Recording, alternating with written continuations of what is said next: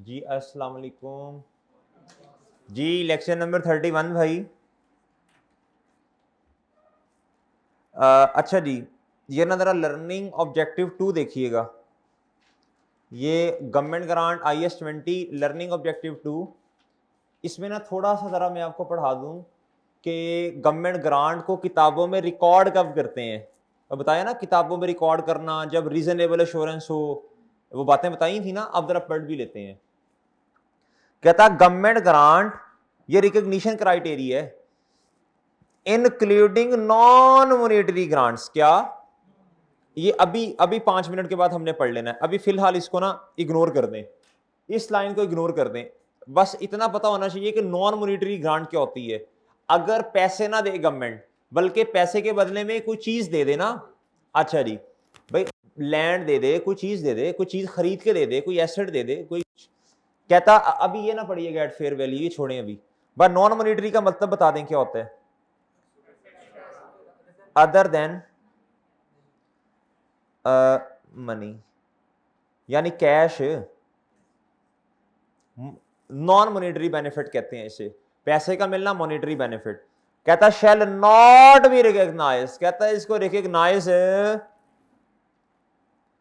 कहता until there is reasonable assurance, until there is reasonable assurance, until there is reasonable assurance. किस चीज की reasonable assurance, इसको याद कर लेना जी आपने।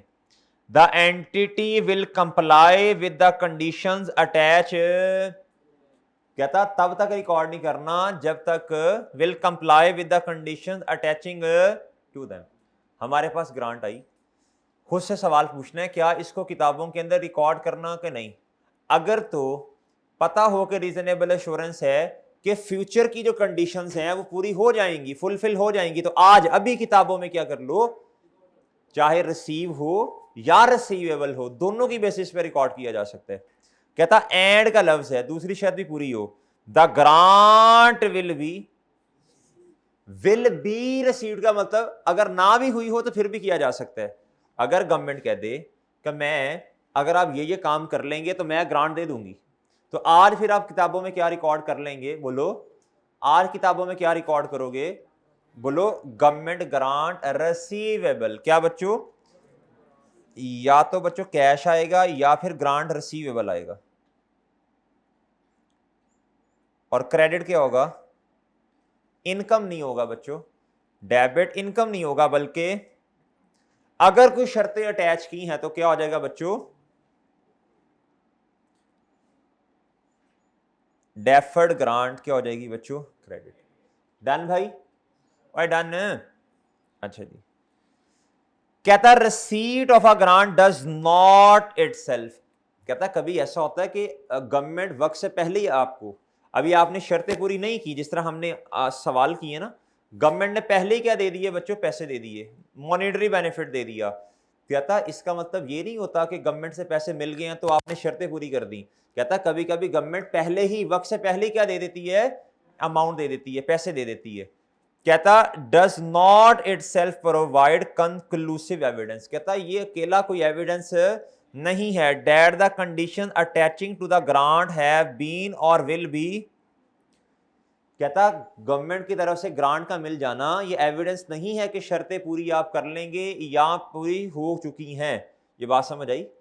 कहता कभी कभी ऐसा होता है गवर्नमेंट पहले ही ग्रांट दे देती है, बात समझे हैं। अच्छा जी भाई, ये 2 पॉइंट्स आपको याद करने पड़ेंगे। और एक अहम बात, रिसीवेबल की बेसिस पे भी ग्रांट को रिकॉर्ड, अगर अभी पैसे नहीं मिले, गवर्नमेंट ने कहा आप काम करें मैं 2 साल बाद दे दूंगी, 1 साल बाद पैसे मिल जाएंगे, तो फिर रिसीवेबल रिकॉर्ड कर लेंगे। डन। नॉन मोनेटरी ग्रांट, जहेर साहब एक और चाय जरा कड़क सी चाय पिलाते जाओ तो क्लासा पढ़वाते जाओ। अच्छा जी, नॉन मोनेटरी ग्रांट, मेरे भाई एक ग्रांट, एक government grant may take the form of transfer. अब ना नॉन मोनेटरी ग्रांट की बात करने लगे, जो ऊपर कह के आया था ना, अगर अदर देन मोनेटरी बेनिफिट, कहता जी सच एज लैंड और अदर रिसोर्सेज। गवर्नमेंट क्या प्रोवाइड कर दे आपको, पैसे नहीं, बजाते खुद लैंड दे दे, लेके खरीद के दे दे, पहले पड़ी थी या वो दे दे, या फिर कोई भी other resources for the use of the entity. Other resources क्या भाई, और कोई भी रिसोर्स, प्लांट दे दे, बिल्डिंग, कोई भी चीज बच्चों, कहता था usual treatment is to record both grant and, अच्छा ये अभी नहीं पढ़ना, मैं बताता हूं आपको जी। नॉन मोनेटरी अभी नहीं पढ़िएगा, अगर मैं ट्री बनवाता हूं आसान हो जाएगा। अच्छा जी, नॉन वो लेके आए ना तो मैं ऐसे हसरत की निगाह। जी जी मेरे भाई, और नहीं ब्रेक दे दें, यही हमारी रेस्ट है मेरे भाई। वो जैसे होता है ना, वो कुछ लोग होते हैं उनको वो चल से चल होते हैं, तो हमें चाय पिलाते जाए, हम चल से चल रहे हैं जी मेरे भाई। नॉन मॉनेटरी, जी मेरे भाई नॉन मॉनेटरी भाई ग्रांट। अच्छा अब सुने भी, तवज्जो से बात सुननी है जरा। नॉन मॉनेटरी का मतलब है other than cash, other than, बच्चों इसके दो ट्रीटमेंट हैं, या तो बच्चों रिकॉर्ड कर लो, रिकॉर्ड एट फेयर वैल्यू, क्या बच्चों, ऑफ द, किसकी fair value, of the resource bye market value, या दूसरा कहता है ऐसा भी हो सकता है ना कि गवर्नमेंट ने, फॉर एग्जांपल जी एक चीज थी उसकी फेयर वैल्यू है 50,000, क्या बच्चों, अगर तो वो चीज आपके पास आ गई तो आप उसे कितने पे रिकॉर्ड करोगे, 50,000 पे। कहता जी अगर आपने कोई पैसे पे कर दिए, तो फॉर एग्जांपल आपने थोड़ी सी अमाउंट पे कर दी 1,000, तो कहता कैश आपका 1,000 से क्रेडिट हो गया, बाकी अब क्या है, अब इसमें कंडीशंस भी होंगी, बाकी जो अमाउंट बची वो क्या है, वो लायबिलिटी है, क्या है, डेफर्ड ग्रांट। अच्छा दूसरा, पहला है जी रिकॉर्ड एट फेयर वैल्यू, ठीक है जी। दूसरा रिकॉर्ड एट नॉमिनल वैल्यू, क्या बच्चों, record eight nominal value, record eight nominal value कहते हैं वो थोड़ी सी अमाउंट जो आपने पे की, वो थोड़ी सी अमाउंट,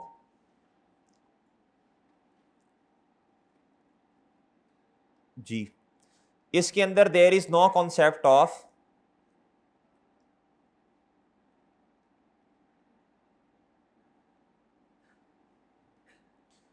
अच्छा बस ठीक है रहने दें, वो छोड़े, बस जितने की आपने क्या की बच्चों, जी ठीक है भाई।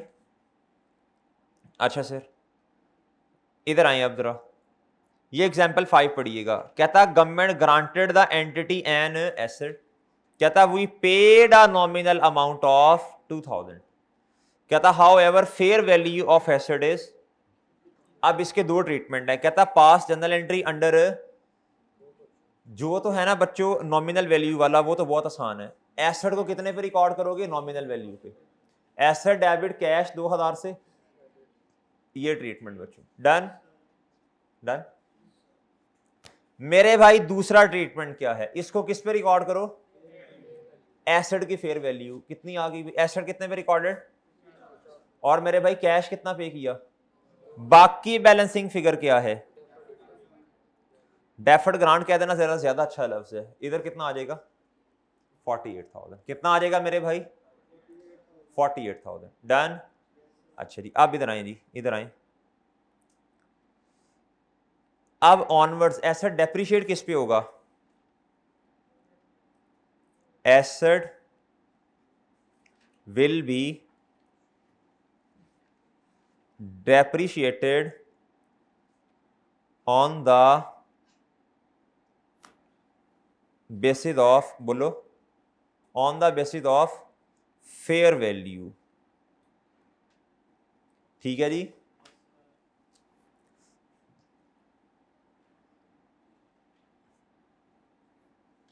अपॉन इट्स, बोलें, शाबाश। और बच्चों डेफर्ड ग्रांट कैसे कम होती जाएगी, deferred grant will be transferred into the grant income into the grant income कैसे कैसे same as on the same basis on the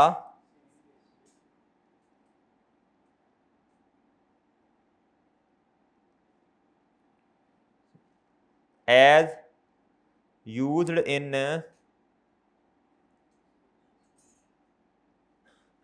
calculation of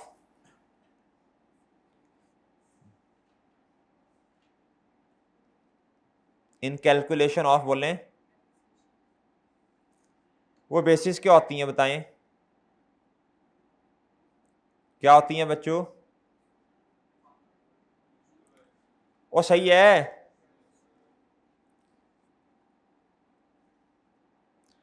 इधर इधर इधर सेम आ जाना डिटो कॉपी, लेकिन बस इधर चेंज क्या आना है, एसेट विल बी डेप्रिशिएटेड बताएं ऑन द बेसिस ऑफ, बताएं इधर एसेट 2000 का है ना, ऑफ बताएं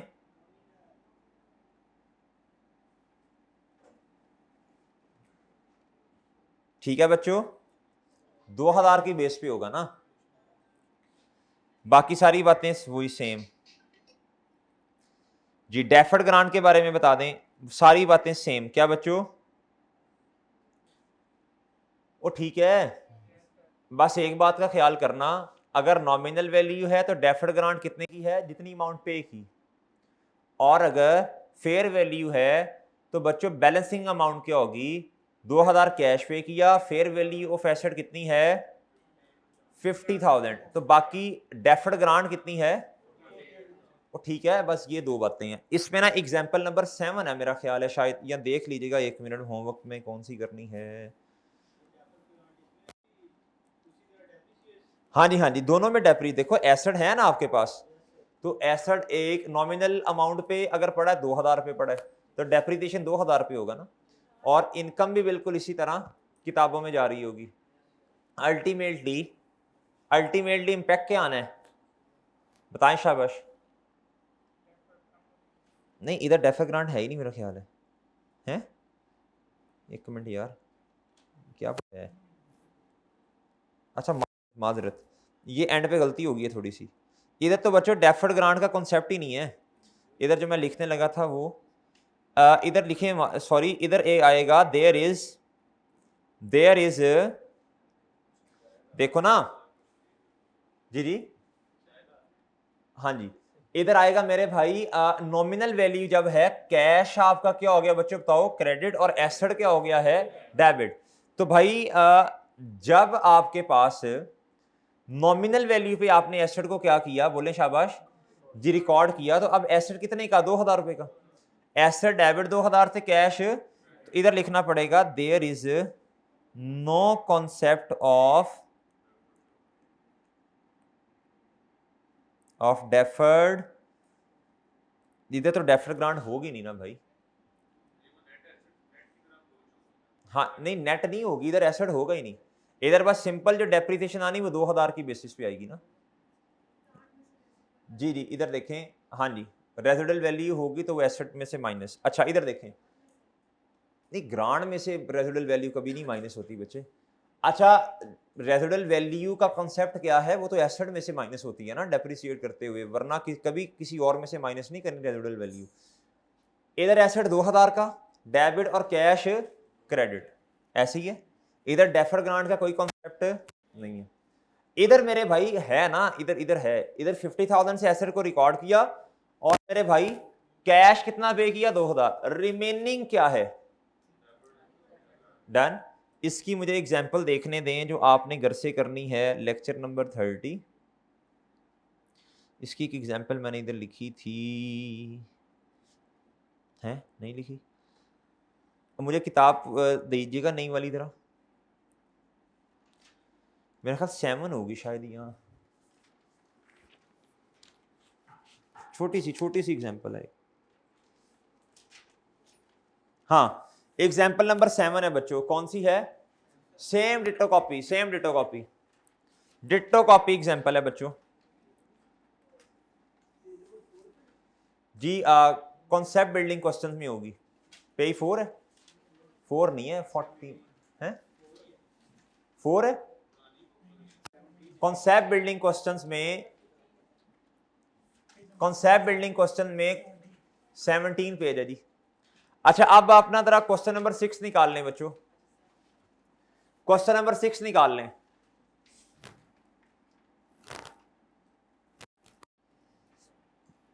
भाई अभी तक हमने जितना पढ़ा मैं जरा समराइज कर दूं, गवर्नमेंट ग्रांट को समराइज कर दूं जितना पढ़ा हमने। पहले मैंने आपको ना गवर्नमेंट ग्रांट, पहले मैं गवर्नमेंट की डेफिनेशन बताई थी आपको पहले दिन, ऐसे ही है। फिर हमने कहा जी ग्रांट जो है एक्सपेंस के केस में मिल सकती है, या तो पास्ट एक्सपेंस हो सकता है या फिर फ्यूचर। पास्ट एक्सपेंस है तो ऑलरेडी काम हो चुका है, फॉरन इमीडिएटली क्या कर लो भाई, इनकम, ग्रांट को रिकॉर्ड करो एज एन इनकम। दूसरी बात, अगर फ्यूचर के एक्सपेंस से रिलेटेड है तो बच्चों अब अभी काम होना है, अगर तो ग्रांट मिल गई है तो कैश डेबिट, अगर रिसीवेबल है तो रिसीवेबल डेबिट। और अगर आपको रीजनेबल एश्योरेंस है कि भाई हम कंडीशंस पूरी कर लेंगे तो डेफर्ड ग्रांट जैसे जैसे खर्चा होता जाएगा आप क्या करते जाएंगे बच्चों, या डायरेक्ट अप्रोच को फॉलो करेंगे रेवेन्यू एक्सपेंस में या इनडायरेक्ट को फॉलो करेंगे। डायरेक्ट अप्रोच ये है कि भाई किताबों में एक्सपेंस सेपरेट और इनकम सेपरेट। इनडायरेक्ट अप्रोच क्या है बच्चों, रेड्यूस एक्सपेंस। डन, वो टेबल वर्किंग 1 करवाई आपको, जिसके अंदर पहले एक्सपेंस आया कॉलम में, दूसरे में आया बच्चों इनकम, ग्रांट इनकम, और तीसरे में नेट एक्सपेंस आ गया, रिड्यूस एक्सपेंस आ गया। अच्छा जी सर कॉल सुन ले, आपको तो बहुत कोई। अच्छा जी सुने। अच्छा जी अब मेरे भाई फिर उसके बाद कैपिटल एक्सपेंस पे आए, नहीं इमीडिएट फाइनेंशियल सपोर्ट भी थी। अगर फॉरेन गवर्नमेंट आपको फाइनेंशियल सपोर्ट कर दे तो बच्चों इसके साथ कोई कंडीशन अटैच ना करे तो भाई ये क्या हो जाएगा, इमीडिएट फाइनेंशियल सपोर्ट कर दी, कंडीशन कोई नहीं है, ये भी पास एक्सपेंस की तरह फॉरेन इनकम का पार्ट बन जाएगी। ग्रांट रिकॉर्ड करेंगे एज एन इनकम, अगर तो मिल गई कैश डेबिट, नहीं मिली तो रिसीवेबल डेबिट, बाकी प्रॉफिट और loss credit as an income show होगी इधर। अच्छा जी फिर मेरे भाई कैपिटल एक्सपेंस, जी क्या पापा कहते घर आ जाओ, है पापा ही सी ना है। अच्छा जी चलो, अच्छा मेरे भाई चल छोड़ यार। अच्छा अब जो है उस तरह सर नहीं। अच्छा अब मेरे भाई है जी कैपिटल एक्सपेंस, क्या कैपिटल एक्सपेंस है मेरे भाई। कैपिटल एक्सपेंस के केस में क्या करते हैं भाई, जब आपके पास एसेट आएगा तो आपने फौरन इसे प्रॉफिट और लॉस में रिकॉर्ड नहीं करना, बल्कि शुरू में आपने इसे नॉन करंट एसेट ट्रीट करना है। इसने इस्तेमाल होना है जिस बेसिस पर, जितने साल इस्तेमाल होना उतने सालों की बेसिस पे आपने इसे एक्सपेंस का पार्ट बनाना। तो अगर एसेट के केस में अगर ग्रांट मिल गई है तो जिस तरह डेप्रिसिएशन चार्ज होनी है बिल्कुल उस तरह बच्चों क्या करना है, ग्रांट को भी रिकॉर्ड करना है। लेकिन ग्रांट को रिकॉर्ड कब करना, when there is reasonable assurance के जितनी कंडीशन उसके साथ आयत की हैं वो सारी क्या हो जाएंगी, फुलफिल। अब इसके अंदर भी दो अप्रोचेस हैं, एक है डायरेक्ट और एक क्या है बच्चों, इनडायरेक्ट। डायरेक्ट अप्रोच के अंदर क्या है बच्चों, बिल्कुल वर्किंग 1 आपने करनी, पहला कॉलम भी बनाना दूसरा भी, एक्सपेंस सेपरेट और एसेट को ग्रॉस अमाउंट पर रिकॉर्ड करना है, नेट नहीं करना डेफर्ड ग्रांट के साथ। डन। अच्छा जी अगर बच्चों इनडायरेक्ट अप्रोच है तो हाँ आपने क्या कर देना, नेट कर देना एसेट को, क्या कर देना बच्चों, नेट कर देना। आपने 250 मिलियन का एसेट आया था, एग्जांपल नंबर मेरा ख्याल कौन सी थी, 4 या 5 थी, दोनों में 5 थी, 4 थी या 5 थी, 5। अच्छा जी अब क्वेश्चन नंबर 5 के अंदर 250 का एसेट आया और भाई ग्रांट कितनी मिली, 60। 4 भी यही था, 5 भी यही था। 4 में डायरेक्ट अप्रोच थी, 5 में इनडायरेक्ट अप्रोच थी। अभी पिछले लेक्चर में ही पढ़ा है भाई। 60 रुपए को इनडायरेक्ट अप्रोच के अंदर आपने क्या कर दिया, नेट कर दिया, क्योंकि IAS 16 में जो हमने IAS 16 अगर होता तो हम कौन सा ट्रीटमेंट करते हैं, डायरेक्ट वाला इनडायरेक्ट वाला, इनडायरेक्ट वाला, ठीक है ना। सब्सिडी को, सेटलमेंट डिस्काउंट को, ग्रांट को, रिबेट को माइनस कर देते हैं, ये इनडायरेक्ट अप्रोच है। आपने एसेट रिकॉर्ड किया 190 पे, कितने पे बच्चों, अब किताबों के अंदर रिड्यूस एक्सपेंस शो होगा, ठीक है, सेपरेट इनकम शो नहीं होनी, और ना ही मेरे भाई बोलो ना सेपरेट इनकम शो नहीं होनी, और एक्सपेंस भी ग्रॉस शो नहीं होना, बल्कि रिड्यूस होना है, वही वर्किंग बनेगी। आप एक ही वर्किंग बना लें, ठीक है जी। पहला कॉलम एक्सपेंस का, दूसरा इनकम का, ये डायरेक्ट के लिए है सेपरेट सेपरेट। तीसरा कॉलम फिर आप बनाएंगे इनडायरेक्ट के लिए, दोनों को आपस में नेट कर दें। हमने फिर इसमें सवाल किए थे क्वेश्चन नंबर 4 और 5, और फिर क्वेश्चन बैंक का क्वेश्चन नंबर 3 और 4 किया था, वो रिड्यूसिंग के मुताबिक था। डन, इधर तक बातें समझ आ गई, इधर तक ओके की रिपोर्ट है मेरे भाई। अच्छा हाँ, एक बात और, जो कैपिटल एक्सपेंस है, कैपिटल एक्सपेंस के केस में मेरे भाई अगर इनडायरेक्ट अप्रोच का इस्तेमाल कर रहे हैं तो आपने जब नेट किया होगा एसेट को, आपने प्लांट क्रेडिट किया होगा, डेबिट क्या किया होगा, डेफर्ड ग्रांट। तो भाई याद रखिएगा, कैपिटल एक्सपेंस के केस में आपके पास अगर इनडायरेक्ट अप्रोच इस्तेमाल आप कर रहे हैं तो आपके पास डेफर्ड ग्रांट होगी नहीं, लायबिलिटी खत्म हो चुकी है इनिशियली। ये मैंने सारे नोट्स बनवा दिए थे, आप आएंगे इधर, ये मैंने सारा रिवाइज करवा दिया जितना आज तक हमने पढ़ा है IAS 20। चले अब मेरे मासूम दोस्तों, ग्रांट है नॉन डेप्रिशिएबल एसेट के केस में। किसके केस में भाई, लैंड होगा ना, लैंड होगा। कहता जी आपने फॉलो क्या करना है जी, अच्छा याद रखिएगा, याद रखिएगा बच्चों, नॉन डेप्रिशिएबल एसेट के केस में है ही डायरेक्ट अप्रोच। क्या है बच्चों, है ही क्या बच्चों, डायरेक्ट अप्रोच। है ही क्या, नॉन डेप्रिशिएबल एसेट के केस में है ही क्या, डायरेक्ट अप्रोच है क्या है बच्चों। अच्छा अब पढ़ें जी सवाल। अच्छा जी, कहता था गवर्नमेंट ग्रांट्स अ कंपनी या कैश ऑफ रुपीज कितना, 12,000। भाई नॉर्मली इसके अंदर डायरेक्ट अप्रोच होती है, क्या होती है। कहता कितने की ग्रांट मिली बच्चों बताओ, 12,000 रुपए की on 1 January 2011 in the acquisition of land. चलें जो एंट्रीज हो सकती हैं वो तो करो ना भाई, जो एंट्रीज हो सकती हैं वो तो कर लो जी। बच्चों आए जी, सोल्यूशन मैं करने लगा हूं किस सवाल का बोलें, क्वेश्चन नंबर 6 का। डेट,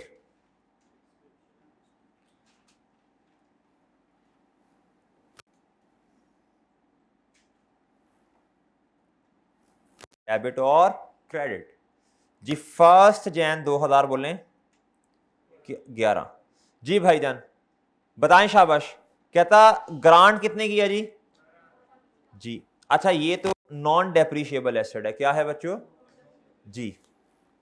ग्रांट कितने की मिली बच्चों, 12,000 रुपए की। कैश मिला, वो नॉन मॉनिटरी वाला गुजर गया कॉन्सेप्ट। ये नॉन, ये नहीं कहना किसके साथ भी नॉन उसके साथ भी नॉन, तो ये दोनों सेम है। ओ भाई ये नॉन डेप्रिशिएबल है, वो नॉन मॉनिटरी है। हाँ जी, ये 12,000 की क्या मिल गई बच्चों, कैश डेबिट कितने से, और भाई डेफर्ड ग्रांट। देखें रीजनेबल एश्योरेंस का लफ्ज नहीं लिखा कि नहीं, नहीं लिखा। तो आपने हमेशा एज्यूम करना है जब भी ग्रांट आएगी, अगर वो ना कह दे कि रीजनेबल एश्योरेंस नहीं है, हमेशा एज्यूम करना है कि देयर इज रीजनेबल एश्योरेंस, कि हम कंडीशंस है ना करना कि 10 नंबर का सवाल आए और आप कहें मैं एज्यूम करता हूं रीजनेबल एश्योरेंस ही नहीं है, चलो भैया कि सवाल ही ना हो। आप कहेंगे एग्जामिनर मुझे मेरी अजम्पशन की बेस पे पूरे नंबर देगा, वो कहेगा 8-10 नंबर का मैंने क्या किया है भाई, सवाल दिया और ये अजम्पशन ले कि भाई रीजनेबल एश्योरेंस नहीं है कि कंडीशन मीट हो, मान छुड़ाई जी मेरे भाई। अच्छा जी, कैश कितने से डेबिट भाई, 12,000 रुपए से। कितने से भाई, वो जिस तरह सवाल नहीं आता होता, वो कहता जी यू मे एज्यूम कि जी क्या उसका नाम है भाई आइस फ्लोट्स ऑन वाटर। वो कहता नहीं मैं एज्यूम ही नहीं किया। मैंने कब एज्यूम किया, मैंने तो एज्यूम ही नहीं किया। तो आपने भी ये वाले काम में नहीं करने पेपर में जी। कैश डेबिट और डेफर्ड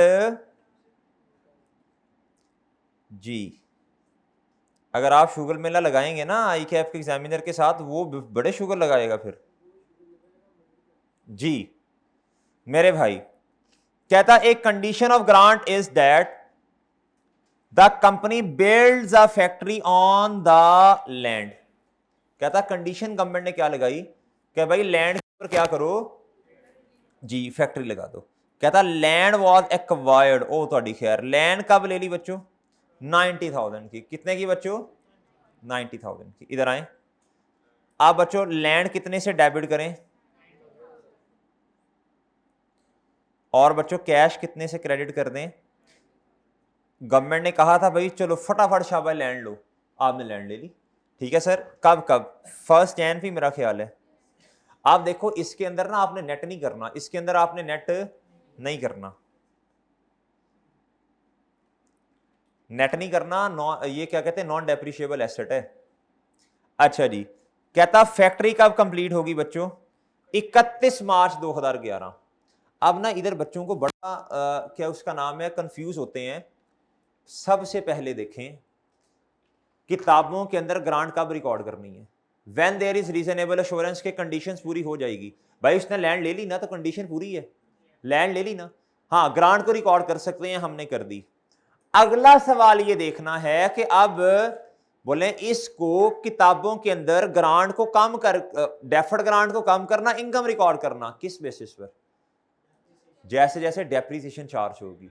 बताएं नहीं, शर्त वो यही है ना, बताएं बिल्डिंग कब बनी, 31 मार्च को। कहता टोटल बिल्डिंग की कॉस्ट कितनी है, 3 लाख रुपया were paid in cash on this date, यानी 31 मार्च 2011। बिल्डिंग बताएं कितने की डेबिट,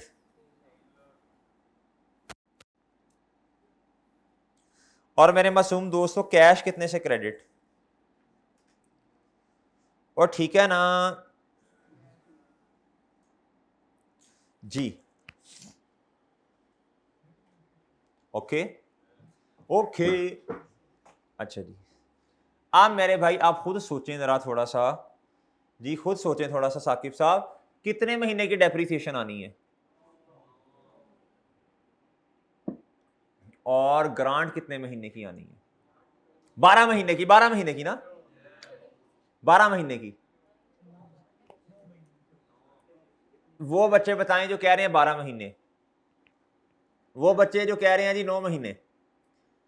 जी शाबाश बच्चों, देखो दो अलग अलग बातें हैं, गौर से सुननी है, 2-3 दफा बता चुका हूं, फिर रिपीट कर रहा हूं। किताबों के अंदर ग्रांट को रिकॉर्ड करना या नहीं करना, ये कंडीशंस बताएंगी जो गवर्नमेंट ने लगाई होंगी।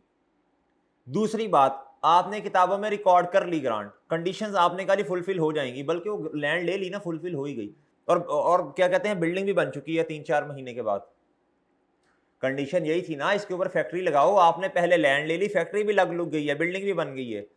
अब सवाल ये है किताबों के अंदर ग्रांट को कैसे रिकॉर्ड करना। अब जो बच्चा कहता है ना 12 महीने, तो वो बात किधर गई जो अंग्रेजियां लिखवाई हैं आपको, on the same basis just like depreciation, तो ये सेम बेसिस तो ना ही। आप एसेट को कब से डेप्रिशिएट करना शुरू करोगे, लैंड तो डेप्रिशिएट ही नहीं होनी जी। तो अब आप कब किताबों के अंदर डेप्रिसिएशन कितने महीने की लोगे, 9 महीनों की। अवेलेबल फॉर यूज बच्चों, अवेलेबल फॉर यूज कब है बिल्डिंग, 31 मार्च पे ना, तो 9 महीने। 31 मार्च को आपने एक दिन ना मेरे से भाई ने सवाल भी पूछा था कि सर 31 मार्च पे, वो आज नहीं है, वो उधर बैठते हैं, 31 मार्च जो है उस पर क्या कहते हैं एसेट लिया, अब 31 मार्च आखिरी दिन लिया, तो हम क्या करें, इसको 1 महीना कंसिडर करें कि ना करें। तो भाई खैर किताब में तो लिखा हुआ है कि जिस दिन एसेट आ जाए, अगर कुछ नहीं बताया हुआ तो हम उसे फिर पूरा महीना एज्यूम कर लेंगे, लेकिन ना बस ठीक है 31 मार्च है ना लें, आप 9/12 करें, इसे क्या करें, वो ज्यादा बेहतर है, ठीक है। अच्छा जी, कहीं मिड समझ गए ना बात, कोई मिड मूड में होता फिर देख लेते। अच्छा जी, अब मुझे बताएं, और अब वैसे भी देखें इसे 1 मार्च कर लें, 1 अप्रैल कर लें यार। आप बताएं डेप्रिसिएशन कितने महीने की आनी है,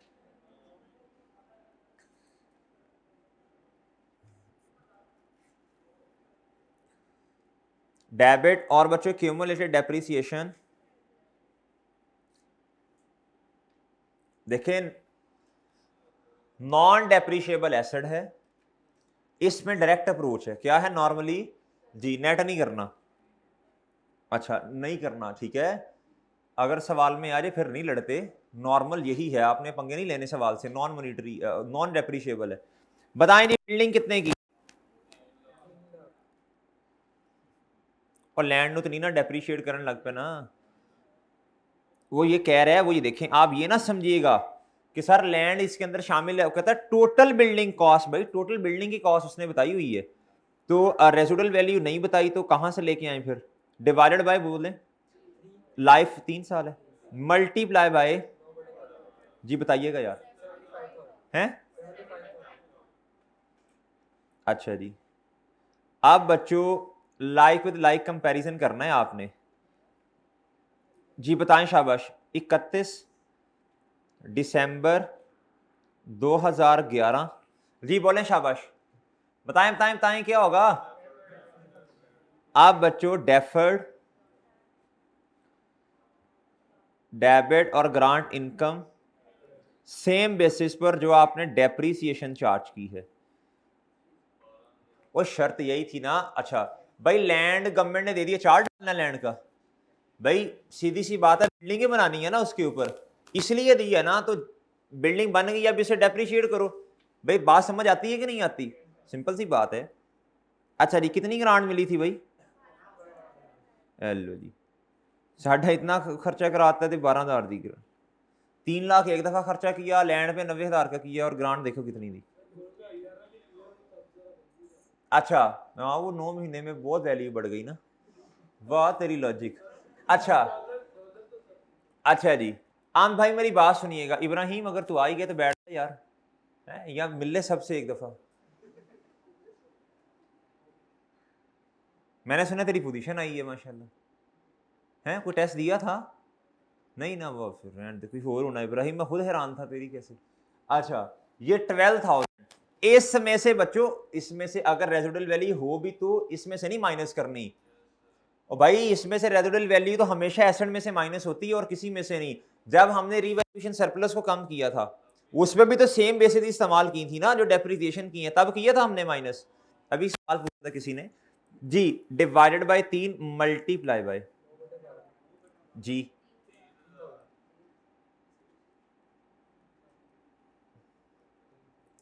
और ठीक है मेरे भाई जी, किताबों के अंदर आप बताएं।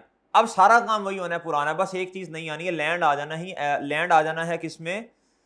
एसओएफपी के अंदर लैंड आ गई बस जी। प्रॉफिट और लॉस के एक्सट्रैक्ट्स बच्चों, और किसके सर जी? एसओएफपी के एक्सट्रैक्ट्स। इधर से शुरू करते होते हैं एक्सट्रैक्ट्स बनाना ऊपर से। भाई कैश का तो बनता नहीं है। डेफर्ड ग्रांट कितने की? भाई सबसे पहले नॉन करंट एसेट आएगा, करंट तो कोई नहीं है तो कैश को लिखते नहीं है। फिर आएगा बच्चों लायबिलिटी। क्या? मैं ना करंट और नॉन करंट में बाइफर्केशन कल इंशाल्लाह जरा सिखा दूंगा आपको।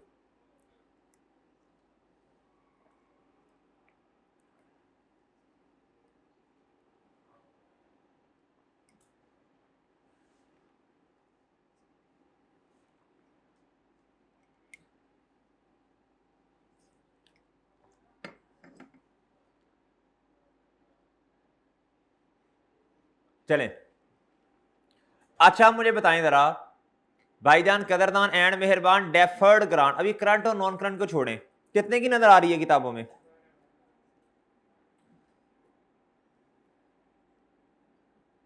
कितने की बच्चों? स्टार्ट में 12 की होगी ना। अभी हम 2011 पे हैं, किधर हैं बच्चों?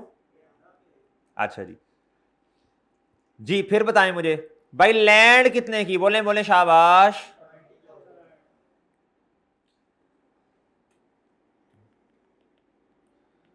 अच्छा जी, कितने की दोस्त? इसने डेप्रिशिएट नहीं होना, मैं फाइनल फिगर ही लिख देता हूं इधर, वो सही है। अच्छा बिल्डिंग कितने की? बिल्डिंग कितने की? 3 लाख। इसने डेप्रिशिएट होना है, लिहाजा मैं ना फाइनल फिगर नहीं लिख रहा, 3 लाख दे इसके साथ लिख देता हूं। जितना डेप्रिशिएट होगा इधर लिख दूंगा, इधर से माइनस करूंगा, डेप्रिसिएशन में जाके ऐड कर दूंगा। भाई डेप्रिशिएट कितना हुआ जी? एक्सपेंस में जाके लिखें डेप्रिसिएशन एक्सपेंस।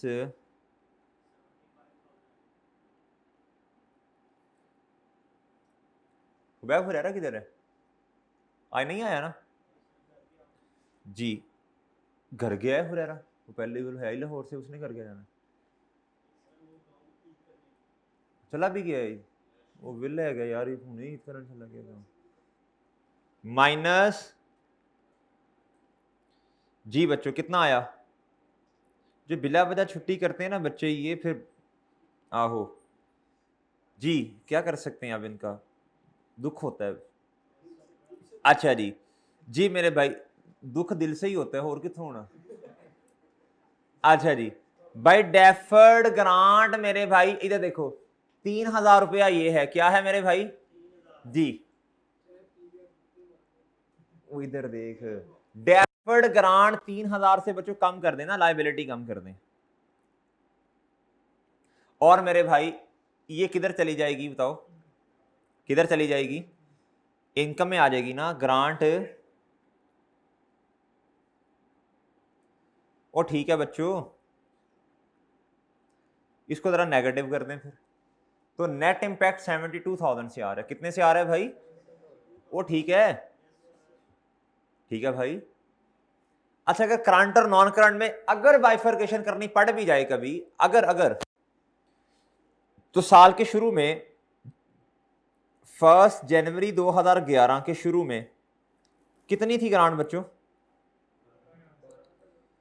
साल के एंड पे आए 4,000 इनकम, कितना कन्वर्ट हुआ इनकम, 3,000, कितना हुआ भाई, पीछे लायबिलिटी कितनी बची। अच्छा मैं इसको ना एक तरीका होता है, एक हमारा फॉर्मेट है, बस इधर आए, इधर आके लिखे टोटल लायबिलिटी कब, 31 दिसंबर 11 पे, इसको मैंने ऐसे लिखता होता हूं, टोटल लायबिलिटी बता दीजिएगा कितनी है, बस आपने इसी को इसको रट लेना है बस, ये है 9,000, ये है टोटल, क्या है बच्चों, इस तरह ट्री बनाना है आपने, एक होगा हिस्सा करंट लायबिलिटी का और कुछ होगा टोटल में से, ये साल के एंड पे खड़े हैं अब आप 31 दिसंबर 2011 के एंड पे खड़े हैं। अब जरा आप मुझे बता सकते हैं अगले साल इनकम में कितना जाएगा, या फिर वेट कर लें, अभी ना लिखें अगले साल लिख लीजिएगा जब इनकम एक्चुअली आ जाएगी, अगर नहीं अगर आज अभी पता चल रहा आपको, वैसे तो बहुत आसान है, 12,000 डिवाइडेड बाई 3, 9/12 नहीं करना, वो पिछले साल के लिए था, तो ये आ जाएगा मेरा ख्याल है 4,000, कितना आ जाएगा, तो बाकी ये बैलेंसिंग कितना आया, डन, वो सही है। देखो टोटल लायबिलिटी इतनी थी, अगले साल इनकम में कितना चला जाना, यानी अगले साल इनकम में जाने का मतलब हमारी लायबिलिटी ऑब्लिगेशन पूरा कर दिया होगा ना हमने, तो वो कितना ऑब्लिगेशन अगले साल पूरा हुआ होगा, 12,000, 4,000 इनकम में चला जाना ना, अगले साल एंट्री होनी है डेफर्ड इनकम डेबिट और ग्रांट इनकम क्रेडिट, तो ये इनकम में चला जाएगा ना, जो इनकम में जाएगा अगले साल वही आज हमारी क्या है करंट लायबिलिटी, और बाकी क्या है बच्चों नॉन करंट लायबिलिटी। वो जादू होगा, बताता हूँ अभी, बताता हूँ चांद, अभी बताता हूँ तुझे। अच्छा अगले साल आए, बताता हूँ साकिब बेटा बताता हूँ, 31 दिसंबर 11 पे आ जाएं, किधर 12 पे आ जाएं, अब डेप्रिसिएशन एक्सपेंस कितना आना है, 4 नहीं आना गुड्डू, 1,00,000 पूरा आएगा,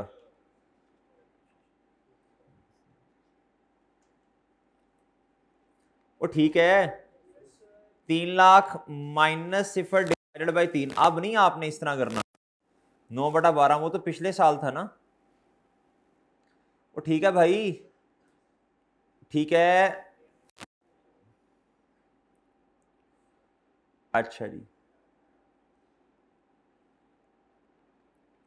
ग्रांट इनकम बताएं भी, डेफर्ड ग्रांट डेबिट और ग्रांट इनकम बताएं जी, बताएं जल्दी करें शाबाश,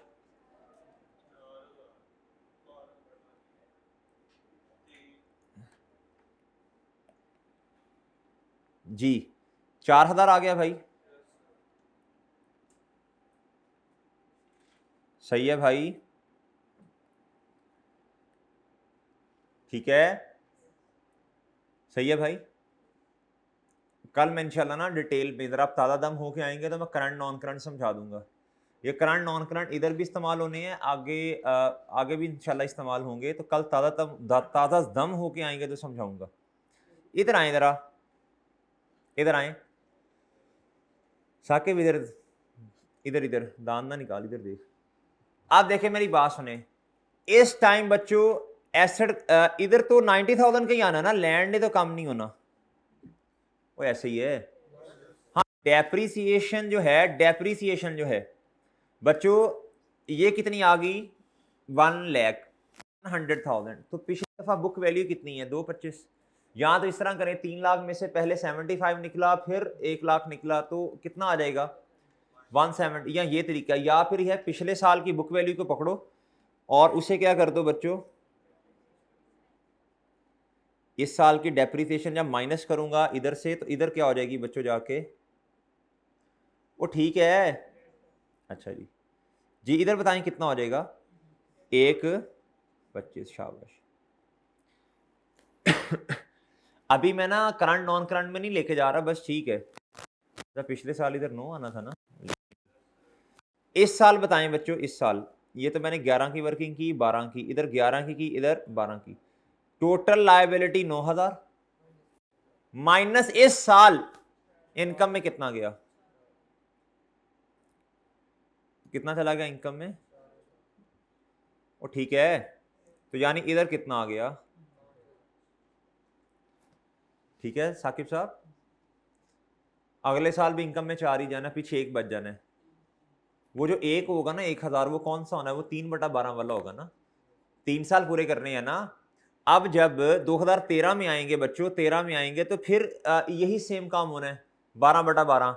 लेकिन कैलेंडर ईयर आपके 3 पूरे हो गए हैं, एसेट की लाइफ कितनी पूरी हुई है 2.75 ईयर्स 13 के एंड तक, अभी 3 महीने बचे हुए हैं। तो जो बचे हुए हैं इनका क्या करना है भाई, तो वो 2014 में जाएगा। फिर ये बात आपको समझाने की कोशिश की थी। इधर देखें, एसेट तकरीबन इधर आ रहा है, किधर आ रहा है बच्चों, इधर करके, इधर 9 महीने इस्तेमाल होगा, इधर भी 9 महीने होगा, इधर भी 9 महीने, 16 मिट जाओ ये। अच्छा जी, इधर 12 महीने, इधर 12, कैलेंडर ईयर 3 पूरे हो चुके हैं, लेकिन अब ये काउंटिंग पीरियड 3 पूरे, तो इधर जाके ये 3 महीने आएंगे। तो 2014 में ये है जी 11, ये है 2012, ये है 2013 एंड दिस इज 2014 डन। अच्छा जी, अब भाई मुझे बताएं 2014 में 3 महीने की डेप्रिसिएशन भी आएगी और इसी बेसिस पर ग्रांट इनकम भी आ रही होगी। डन, अब ये कर लेंगे। तो इसका मतलब है नॉन डेप्रिशिएबल के केस में आपने क्या करना है, आपने जो नॉन डेप्रिशिएबल एसेट है लैंड ही होगी नॉर्मली, इसके साथ शर्त आयद की होगी कि फलां चीज बनानी है, फैक्ट्री बिल्डिंग ही होगी यार। अच्छा जी, आपने क्या करना है, किताबों में रिकॉर्ड करना है नॉन डेप्रिशिएबल एसेट, किस बेसिस पर, डायरेक्ट या इनडायरेक्ट, डायरेक्ट बेसिस पर, नेट नहीं करना। ठीक है बच्चों, नेट नहीं करना ना, क्यों ही नहीं करना, मैं आपको लॉजिक बताता हूं। यार कभी इसको नेट कर दिया तो रिड्यूस एक्सपेंस कैसे आएगा, ये तो नॉन डेप्रिशिएबल है, इसने तो डेप्रिशिएट ही नहीं होना। और बात समझे हो, बात समझिए हो, ठीक है। लैंड लैंड लैंड के बदले में ग्रांट मिली है ना, तो इसने डेप्रिशिएट नहीं होना, हाँ उसने होना है, दूसरे ने, वो छोड़ें। इधर बात समझ आ गई। अब इस तरह का एक सवाल है, मैं बता देता हूं आपको आपने कौन सा करना है। अच्छा आप ना इधर आए जरा, अब ये हो गया, बस इतना ही, IS-20 से ज्यादा नहीं पढ़ाना, बस इतना ही। बाकी कल कल कल बस थोड़ी सी बातें आपसे और करनी है, थोड़ी सी। जी जी, हाँ हाँ, वो तो ईद की छुट्टियों में करने हैं ना, वो और भी बताता हूँ क्या करना है अभी आपने। मेरे भाई इधर आए, ये बात थोड़ी सी आपने पढ़नी है जरा। IS-40 निकाल लें, IS-40, IS-40 ओपन कर लें, IS-40 ओपन कर लें भाई।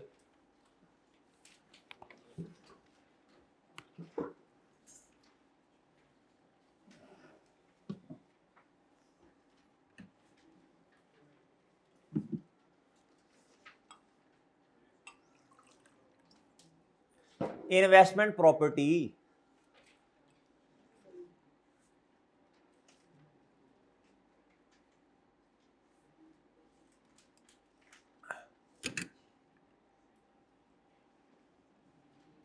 जी मेरे भाई,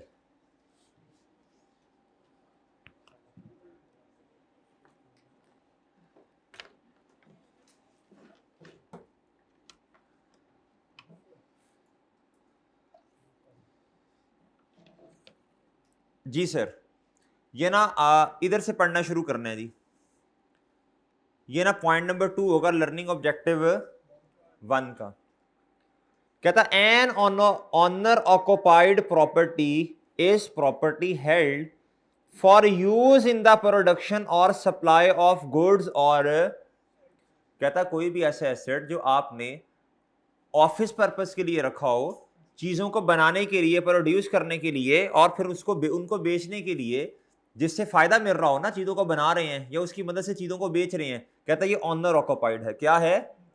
या फिर एडमिनिस्ट्रेटिव पर्पस के लिए रखा हो, या फिर फॉर एग्जाम्पल एसी है, ये मतलब लोगों को फायदा पहुंचा रहा है, ठीक है, आपने अपने ऑफिस में लगाया है। एडमिन एक बिल्डिंग है, उसके अंदर आपका हेड ऑफिस है, तो वो एडमिन नेचर के कामों के लिए इस्तेमाल हो रही है ना भाई, सही है। और सही है भाई, एक प्लांट है, उससे चीज़ें बन रही हैं, सही है, ये वाला, ये एक प्लांट है, उससे चीज़ें बन रही हैं, तो फायदा हो रहा है ना, चीज़ों को बनाकर आगे बेचेंगे आप, तो कहता है ये ऑनर ऑक्युपाइड है। क्या है बच्चों? अच्छा जी, ये पॉइंट नंबर 3 पढ़ने। कहता वाई सेपरेट क्लासिफिकेशन इज, कहता सेपरेट क्लासिफिकेशन क्यों जरूरी है, यानी IS 16 की और IS 40 की। देखो ना, सेपरेट क्लासिफिकेशन क्यों जरूरी है। कहता एक बिल्डिंग है, कहता जी वो चाहे IS 40 मेरे चाहे IS 16 मेरे, कहता इसकी सेपरेट क्लासिफिकेशन क्यों करनी है, हमने की हुई है ना। अगर तो रेंटल पर्पस के लिए है तो IS 40, या कैपिटल एप्रिसिएशन के लिए है तो बच्चों IS 40, अगर ऑनर ऑक्युपाइड है तो IS 16। ऑनर ऑक्युपाइड का मतलब हमेशा क्या होता है बच्चों? अच्छा जी, कहता why separate classification is necessary. कहता investment property is held to earn rentals और फॉर, बोलो, ये तो वही पुरानी बात, या दोनों, या रेंटल या कैपिटल एप्रिसिएशन या फिर बोथ्स, दोनों में से कोई भी। अच्छा जी, कहता देयर फॉर ताहम an investment property generate cash flow largely independently of the other assets held by the entity. कहता ये जो इन्वेस्टमेंट प्रॉपर्टी है ना, ये कमाऊ पुत्र है। क्या है? कहता ये आपको बाकी एसेट्स फायदा दे रहे हैं, ये लहदा से आपको फायदा दे रहा है। कहता ये कमाऊ पुत्र है, कहता कैश फ्लो जनरेट करके आपको दे रहा है इंडिपेंडेंटली। कहता ये इंडिपेंडेंट है किससे बच्चों? बाकी एसेट से। कहता जी this distinguishes investment property from owner occupied property. कहता बाकी जो, कहता इन दोनों का यूज डिफरेंट है। कहता बाकी जो एसेट हैं वो आपके पास पड़े हुए हैं, उनसे फायदा आपको किसी और तरह से मिलता है, उनकी मदद से आप चीजों को बनाते हैं और बेचते हैं। कहता ये एसेट्स आपको फायदा दे रहा है, कैश फ्लोस आपको दे रहा है, जनरेट करके दे रहा है। कहता इससे आपको रेंटल इनकम मिल रही है। क्या मिल रही है? इसलिए आपने उसको डिफरेंशिएट कर देना है। क्या कर देना है बच्चों? द प्रोडक्शन और सप्लाई ऑफ गुड्स और सर्विसेज और the use of property for admin purpose. कहता अब सुनना बहुत तवज्जो से बात। कहता बाकी जो आपने ऑनर ऑक्युपाइड है ना, वो क्या करते हैं? कहता generate cash flow that are attributable not only to property but also other assets used in the production और सप्लाई। कहता ये सारे मिलके चीजों को बनाकर बेचते हैं, सारी चीजें। कहता ये सारे जो हैं ये इंडिपेंडेंटली कोई एक एसेट की वजह से नहीं, कहता ये सारे मिलाकर, कहता जितने भी एसेट्स हैं, एसी लगा है, बिल्डिंग है आपके पास, प्लांट है, कहता ये सारे के सारे इस्तेमाल हो रहे हैं किस पर्पस के लिए? चीजों को बनाने के अंदर, बनाकर फिर बेचने में, सही है, फिर जाके आपको कैश फ्लो आ रहे हैं। कहता उनका जो है वो जनरेट कैश फ्लो कर रहे हैं किसी और तरह, ये जनरेट कर रहे हैं बच्चों। कहता IS 16 अप्लाइज टू ऑनर, ये तो यार पता ही है ना, अब ये तो कर ही लेंगे। अच्छा, अब बच्चों पॉइंट नंबर 4 पढ़ लें और इधर लिखें very important, very very important लिख लें।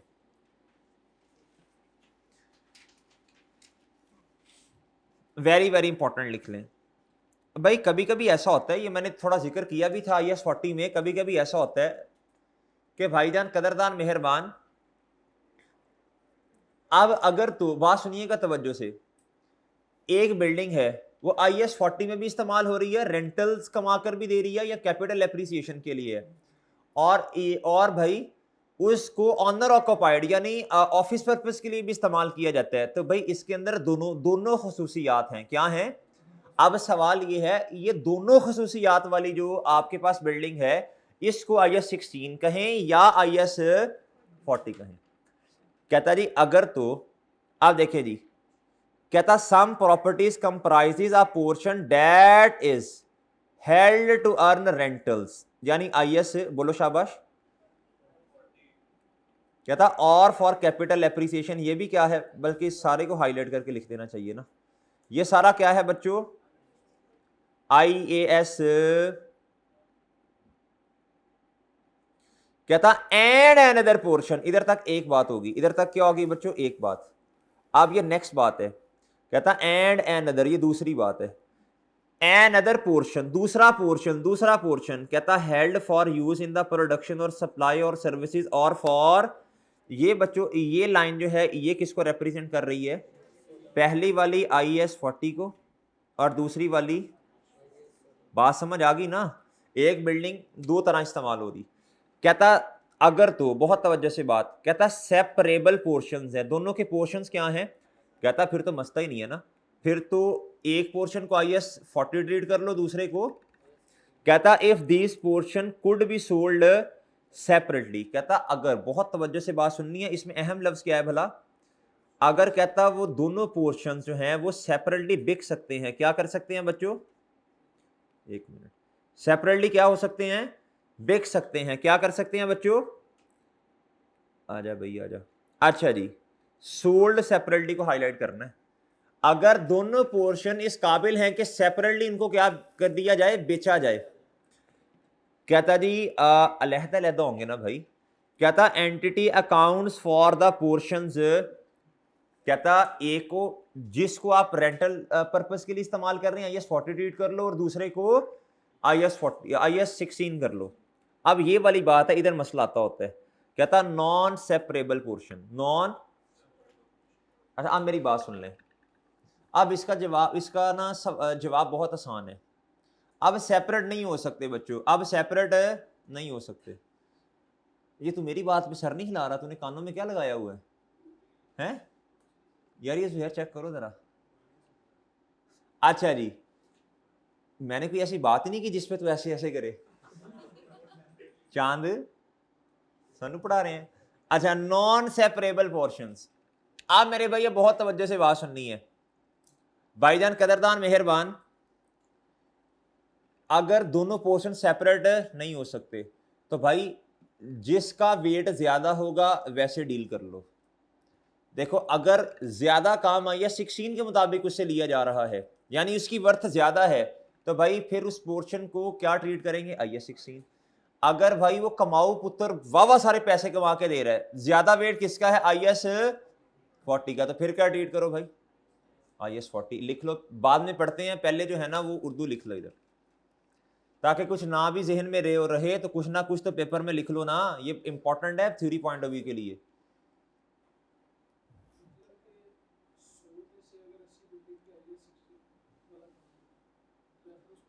हाँ जी बिल्कुल, देखो ना, अगर सेपरेबल नहीं है तो भाई फिर आप देखेंगे कि देखो ना, पोर्शन सेपरेबल नहीं है तो कितने कमरे ऐसे हैं जो आपने रेंट पे दिए, अगर तो 100 में से 5-7 दिए हुए हैं रेंट पे, तो बाकी फिर IS 16 चांद।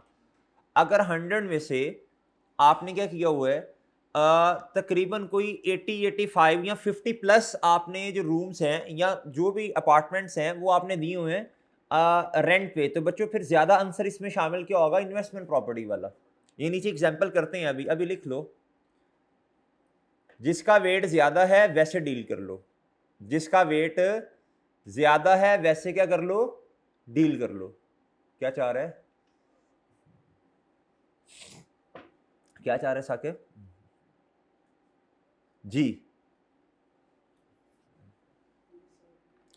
कहता अब लिख लिया भाई, कहता if the portions could not sold separately, कहता अगर पोर्शन सेपरेटली सेल नहीं हो सकते, भाई नहीं हो सकते फिर ही नॉन सेपरेबल कहा ना।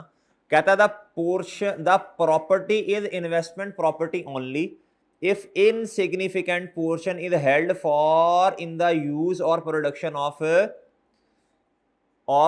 बोलो इन द प्रोडक्शन और सप्लाई ऑफ गुड्स और सर्विसेज और फॉर एडमिनिस्ट्रेटिव पर्पस। कहता फिर इसको इन्वेस्टमेंट प्रॉपर्टी सिर्फ तब कहेंगे जब ज्यादा हिस्सा किधर हो इस्तेमाल हो रहा है, इन्वेस्टमेंट प्रॉपर्टी, सही है, और इनसिग्निफिकेंट किधर हो रहा है। तो आपने इतनी औखी सी लाइन इस तरह लिखने का मकसद नहीं है, आपने बस इसको क्या करना है, आपने ये करना है भाई, नॉन सेपरेबल पोर्शन। ये कब होते हैं, व्हेन नोट सोल्ड, बोलो, ट्री बना लें इस तरह, बन जा। अच्छा जी,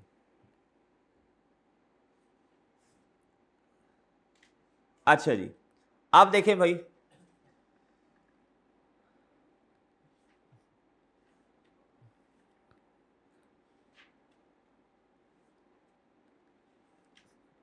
सिग्निफिकेंट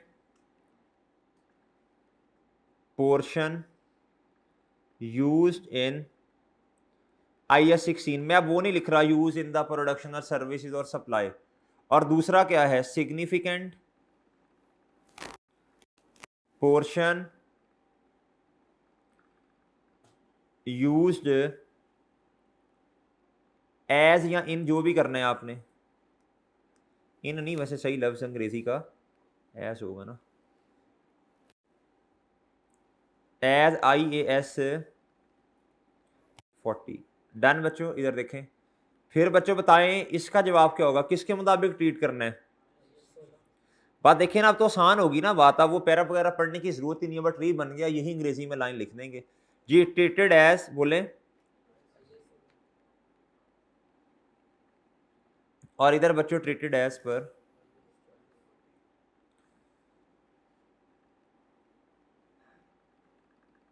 इसके भी दो मॉडल्स हैं, इसके भी दो हैं, कॉस्ट और रिवैल्यूएशन, इधर कॉस्ट और फेयर वैल्यू, जो कहेगा उसके मुताबिक। डन भाई, सही है चांद। चलें, अब आपको ना वो याद करने की जरूरत ही नहीं है, बस ये ट्री बन गया, ये याद कर लेना आपने, समरी बन गई आपकी। डन भाई, आप छोड़ें, इधर क्या लिखा हुआ है। अच्छा ये पढ़ लें जरा, ये पढ़ें, एग्जाम्पल पढ़ लेंगे तो इंशाल्लाह बात समझ आएगी। कहता पार्टली ऑक्यूपाइड बिल्डिंग, कहता हाउ शुड चमकता हुआ shining limited account for the following properties in its financial statements. कहता है शाइनिंग लिमिटेड ओन्स 2 बिल्डिंग्स, कितनी buildings, on 2 separate sites in Islamabad.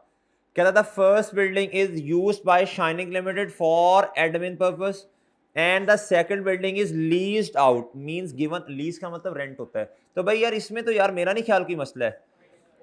ये देखें सोल्यूशन, कहता both buildings are distinct and separate, कहता है ही सेपरेट, मसला क्या है इसमें, ये आ गया पढ़ लीजिएगा, इसमें तो मसला नहीं है, अकाउंटेड फॉर, इसमें मसला नहीं होगा यार। जो रेंट पे दी है IS 20, जो दूसरी है वो IS 16, इसमें क्या मसला होना है, ये तो सेपरेट एंड डिस्टिंक्ट है।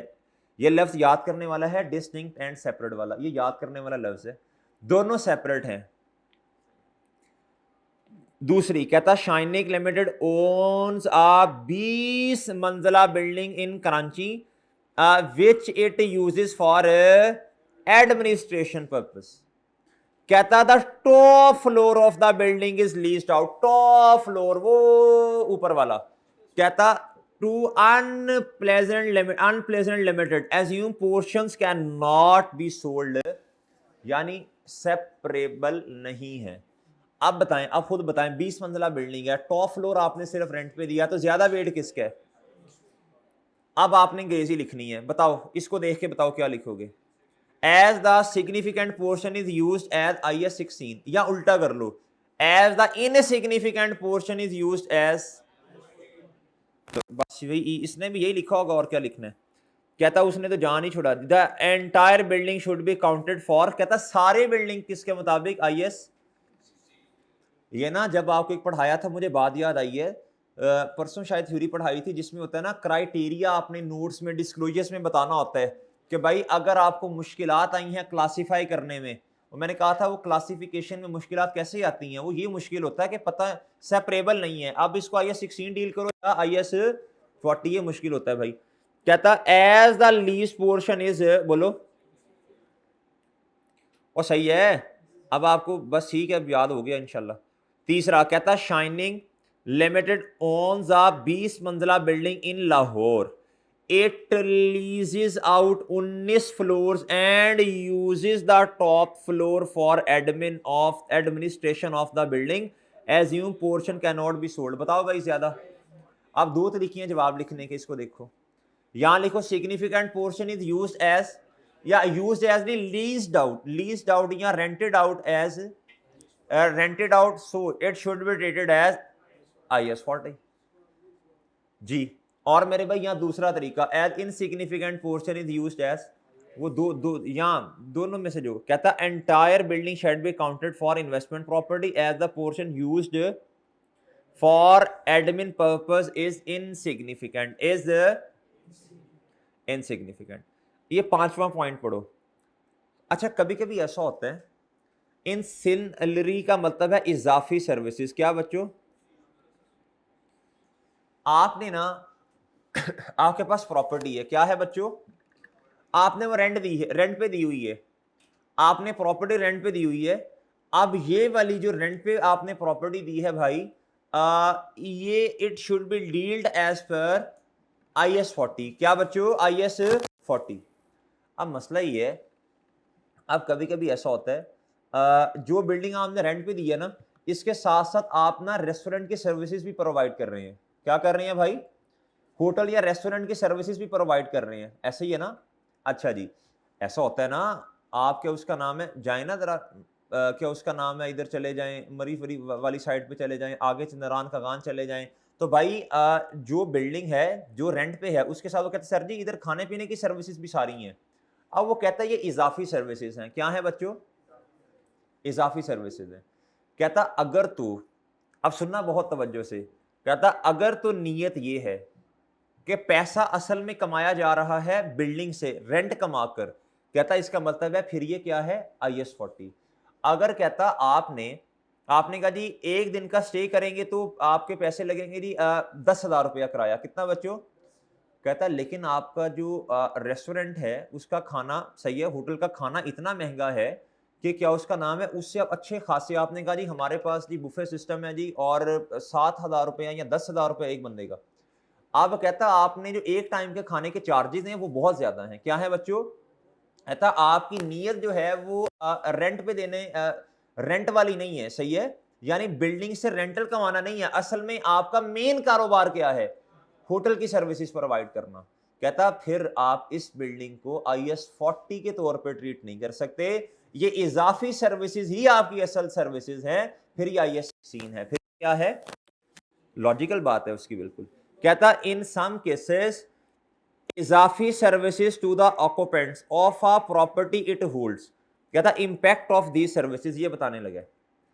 कहता जो इजाफी सर्विसेज हैं आर इनसिग्निफिकेंट, क्या बच्चों, to the arrangement as a whole. कहता अगर तो आपने रेंट लिया है और इजाफी सर्विसेज क्या है बच्चों, इनसिग्निफिकेंट है। क्या है, इनसिग्निफिकेंट का ये होता है कि आपने ना बिल्डिंग रेंट पे ली, और सॉरी बिल्डिंग रेंट पे नहीं, आपने कि 2-4 कमरे रेंट पे ले लिए, आप दोस्त वोस्त मिलके गए हुए हैं, तो आपने कहा जी हमारी गाड़ियां भी बाहर हैं, तो वो पार्किंग के लिए उन्होंने कहा सर जी देखें आप ना 550-1,000 रुपया हमें दे दीजिएगा। तो कहता है इस तरह की सर्विस सिक्योरिटी मेंटेनेंस वाली जो है ना, ये इनसिग्निफिकेंट होती हैं। क्या होती हैं, इससे क्या उन्होंने पैसे कमाने। कहता आप इसे क्लासीफाई फिर करेंगे, अगर अदर सर्विसेज इनसिग्निफिकेंट है तो फिर ये इन्वेस्टमेंट प्रॉपर्टी ही है। कहता example, the owner of an office building provides security and maintenance services. कौन सी सर्विसेज बच्चों, to the tenants who occupy the building, who occupy the. कहता अगर इजाफी सर्विसेज इनसिग्निफिकेंट है, इनसिग्निफिकेंट कौन सी होंगी, आपने ये लिख लेना पेपर में, सिक्योरिटी एंड मेंटेनेंस, अगर सवाल आई तो। अगर सवाल में हुआ सिक्योरिटी एंड मेंटेनेंस, आपने कहा ना ये तो नॉर्मली इनसिग्निफिकेंट होती हैं, लिहाजा हम क्लासिफाई कैसे करेंगे। अच्छा जी, कहता if the services are significant to the arrangement as a whole, तो बच्चों फिर तो सिंपल सी बात है, फिर ये इन्वेस्टमेंट प्रॉपर्टी नहीं है, बल्कि आपकी नीयत जो है, ये पढ़ लेते हैं। कहता फिर नॉट, तो भाई फिर ये क्या है, ऑनर ऑक्यूपाइड। क्या है बच्चों, यानी किधर क्या डील करेंगे इसे, ऑनर ऑक्यूपाइड प्रॉपर्टी किसके मुताबिक डील होगा बच्चों? ये थ्रेटिकली इंपॉर्टेंट है, थ्रेटिकली आ सकता है आपको 2-3 नंबर का या एमसीक्यूज में।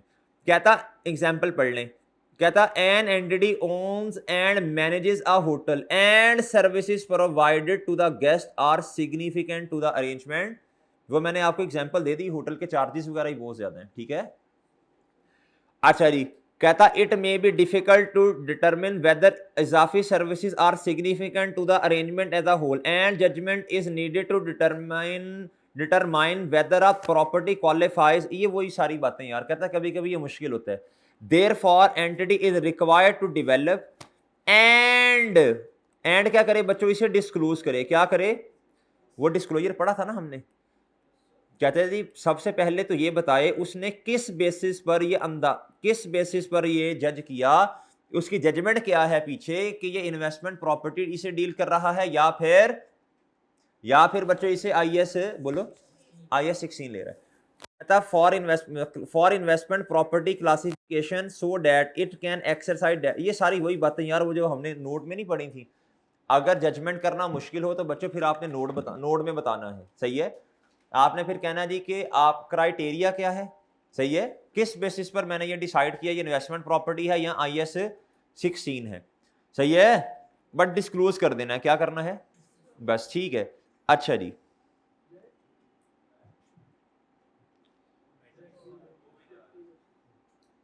चलेंगे लर्निंग ऑब्जेक्टिव 1 रह गया, ये कल कर लेंगे, ठीक है शाबाश।